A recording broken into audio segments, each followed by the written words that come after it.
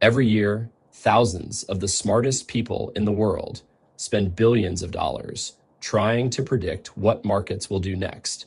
And the majority of them, consistently, year after year, fail to outperform a simple index fund.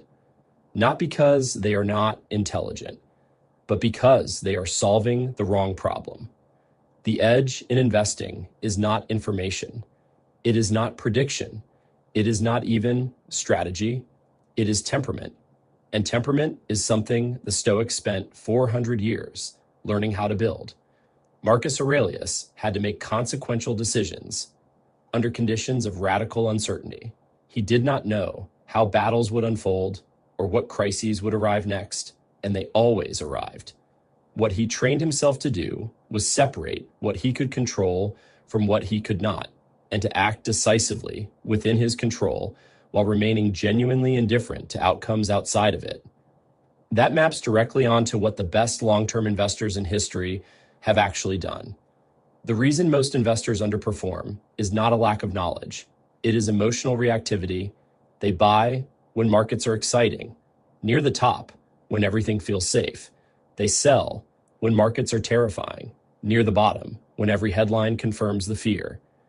The investor who reads the same news as everyone else and feels nothing has a structural advantage over every reactive participant in the market, not because they know more, because they are disturbed less.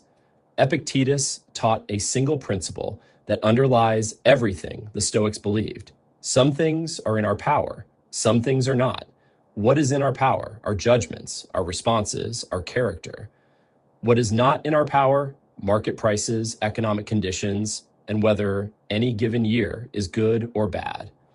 The Stoic investor focuses exclusively on the first category. Choose an allocation that reflects your actual risk tolerance. Build a process you can follow when everything feels wrong. Then hold, not passively, deliberately. Warren Buffett has said that the stock market is a device for transferring money from the impatient to the patient. In 2008, markets fell nearly 50%. The investors who held recovered fully within 3 years. The investors who sold locked in permanent losses.